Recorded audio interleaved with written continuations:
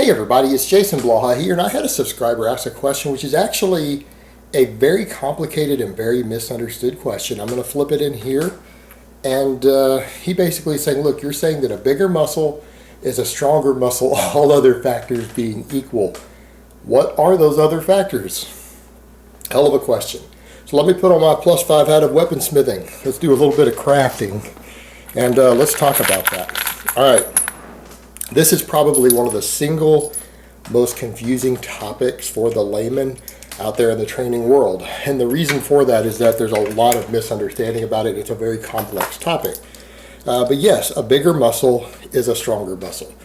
In fact, there's direct proportions involved, meaning any given muscle fiber, there are only two factors that determine how much force that muscle fiber produces when it contracts. Because muscle fibers work on an all or nothing contraction thing. They either contract 100% or 0%. There is no in between. There's no way to make a muscle fiber only halfway contract. The only factors that determine how much force that fiber produces are which type of muscle fiber it is, because you have a wide range of slow twitch all the way up to fast twitch. And what that means is that slower twitch fibers contract with less force, but they can contract more times before they wear out. And the faster twitch you go, the fewer times they can contract before they get exhausted, but the more force they produce. So the fiber type and how big it is in diameter. That's it. That is it. That is the only factors that determine how much force that muscle fiber produces. It either produces all of its force or it produces none of its force. There is no in between. So even your little finite movements where you barely push something, that's because you're not using that many muscle fibers. Every fiber that you use contracted at 100% of its power. You just didn't use many of them. So, interesting thing there. He's like, so what are those other factors outside of that? Why are some muscles stronger than others on different people? Okay, now that is where we get really complicated, and then we're going to have to discuss the training end of that. That gets complicated because those aren't factors that you can measure personally. Meaning you're talking about factors so deep inside the body that unless you basically kill that person and dissect them, which now you can't train them. I mean, if they're dead and dissected, and you've done all these muscle biopsies and sliced all their muscles and tendons apart to examine them, it's useless for you. Like, you can't train that person, so all the information that you could possibly learn about it isn't going to help you train that one specific person. Meaning, the different factors are things like, where does a tendon insert? You know what? We have different little spots to where our tendons insert. And every single point on our bodies, for any two different people, you could have a tendon that literally inserts off of a major muscle and completely an inch apart from someone else. All right, where it inserts specifically near the joint will determine how strong you are in certain ways. Meaning, when that muscle produces maximum force, even if they have the same size muscles, some people are going to be able to contract it more often before it gets tired because of the leverages involved with where the tendons insert along the lever, right? They insert at slightly different angles and points on different people. And some people are going to be able to produce more power. And if you get them put in just the right spots, you're going to be stronger with the same size muscle as far as what you can lift for a max. Okay? So this is going to vary a lot from person to person. As far as the efficiency of their levers go, muscle fibers, we found that the same thing. There is a difference in the angles that different muscle fibers go along, like a tendon or a flow through the muscle. They vary a little bit from person to person, and sometimes some of those angles in different muscles and different unions are capable of producing a little more force. Then there's the neuromuscular efficiency component, the neural part of it. How many muscle fibers can you recruit, how quickly? Part of that is trained. A huge part of that is trained. Part of it's genetic. So you guys see the problem there of saying, oh, okay, so if I understand these different factors, I can use them to train myself differently or people I work with. No, not really. Can you see where all people's tendons insert? All the different dozens and dozens of tendons involved? Like, you would have to do all sorts of anatomy work to try to figure out all this minutia if you knew everything that was going on inside of a person, their muscle fiber distribution, the angles of their muscle fibers, where every tendon in their body inserts. This isn't stuff that you can look at a person and figure out who you're training. You definitely can't do it with yourself.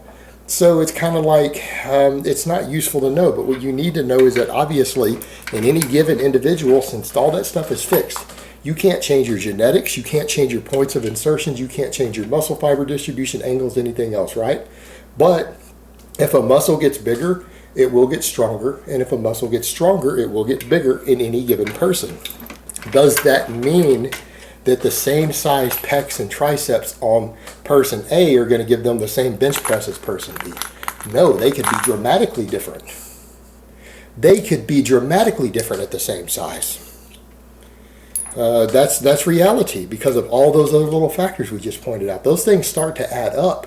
And particularly when you're dealing with some of the elite strength athletes out there, they just got a good combination of 36 different little things that all added up as far as those different insertion points and all sorts of stuff in their body to make them really good at certain lifts.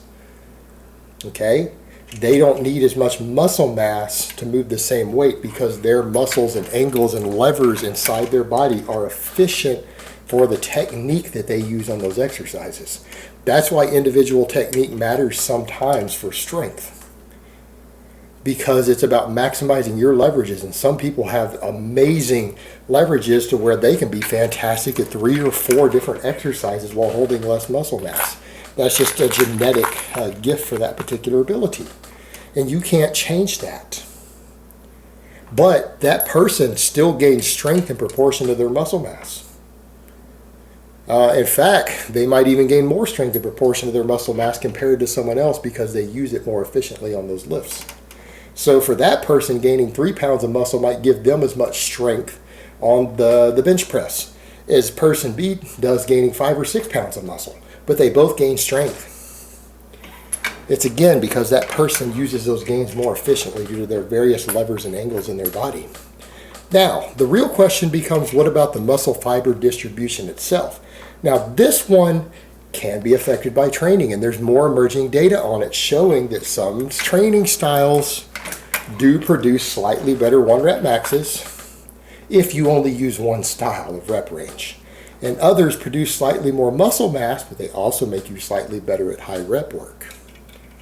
All right, there is emerging data on that, but it's not as significant as people think it is, meaning if you train only in the 1 to 3 rep range and gain the same amount of muscle that someone else gains training in the 8 to 12 rep range, are you going to have a slightly better max than them? Yes. Is it going to be 200 pounds more? No.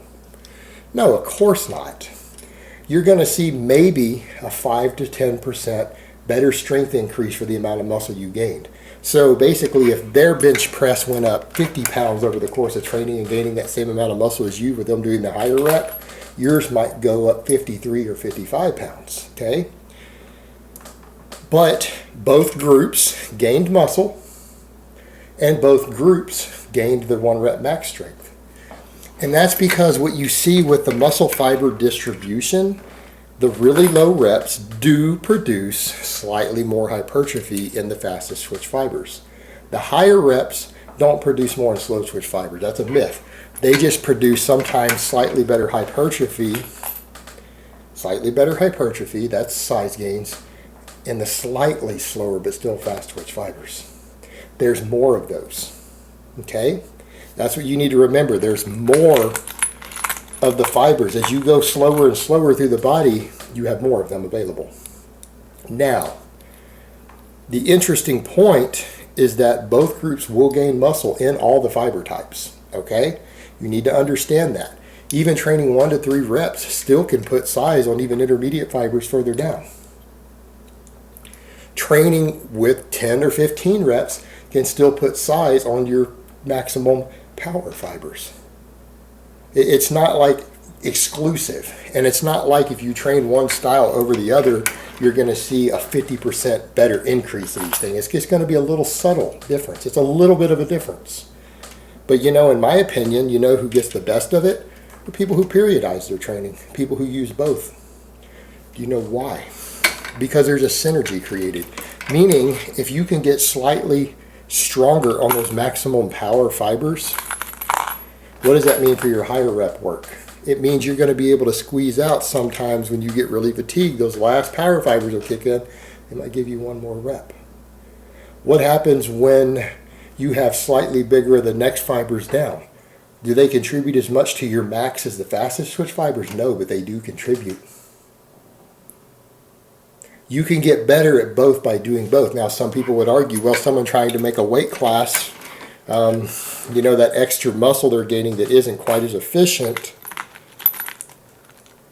from doing some of that higher rep work isn't going to help them. Really, that's not true, because if you look and see some of the 181 pound, 198 pound world record holders in powerlifting and other stuff, some of them do 10 rep sets. They haven't gained so much muscle that it pushes them out of their weight class. Why? Because those extra stuff only gained them a couple ounces of extra muscle. Again, people have got some big misconception that if they train purely the hypertrophy range, the 8 to 12, that they're going to gain like 50% more muscle than the guys who train really low reps. You're not. You're going to gain a little more muscle. A little more. It might be an ounce or two more per year. It will be more, but it'll be just a little more. But the thing is, periodizing your training will allow you to get the best of both. And I think, generally speaking, I think people who are pursuing either maximum size or maximum strength would actually benefit from training the different rep ranges, either through linear type periodization, block periodization, undulating periodization, concurrent training. The thing is, as long as they have it programmed properly and they use the different rep ranges appropriately in a proper program, I think people can benefit from both. And I don't think it's a good idea to be so completely dogmatic and say that one style is all a person should be using based upon a specific size versus strength goal. I think that's a bad idea. I don't think it will produce the best results. I think people who get the best results are the ones who are willing to periodize these things and train these different rep ranges as tools to break through plateaus. Because that's the thing that you have to remember. When you plateau sometimes with one performance element, you can adjust things and train another performance element, and that will carry over to the one you're trying to do, and it can help push you past plateaus, stalls, things like that in your progress. And I think ultimately for long-term results, I think people will actually get better results if they use both the high and the low reps at different points in their training. They're just tools in a toolbox. It's literally like saying what's better, a hammer or a screwdriver. Well, what are you trying to do at the moment? They're both very, very useful tools. And you've got to look at it that way. And I think the people who do will get the best of both worlds. So ultimately, what does that mean at the end of the day? That means that trying to figure out these different factors and even train around them probably isn't going to do much to help you. It's interesting to note, and it's interesting because it helps us explain why you'll see one guy who is fairly small who is so much stronger sometimes than a guy who's bigger than him on certain exercises. Because it doesn't make sense when you say, what do you mean a bigger muscle is a stronger muscle? Yeah, but there's other factors involved. But you know what? It's true of both of those individuals. They both got stronger as they gained size, and they both gained size as they got stronger. There is a direct relationship between the two, because ultimately, any muscle fiber, as it gets thicker, is capable of producing more force. That's a proven biological fact. That is not up for debate. That's been proven repeatedly. And the more workload you subject any given muscle fiber to, what does it do? It gets thicker in response to it. That's the way the human body adapts. So there is a direct relationship there that you cannot separate between the two. And it's the question of what came first, the chicken or the egg sometimes, but the truth is they both feed into each other. Just like I said, if you subject a muscle to more work, which work requires strength of some type, requires performance, subject it to more load, more work, more workload, it tends to get thicker. And a muscle that gets thicker is capable of producing more force. More force is more work. So again, the relationship between the two is completely inseparable. No matter what people will try to tell you, that is the reality of the human body. All right, guys, but that's really all I have to say on that today. I hope it's been informative, and I will talk to you guys next time.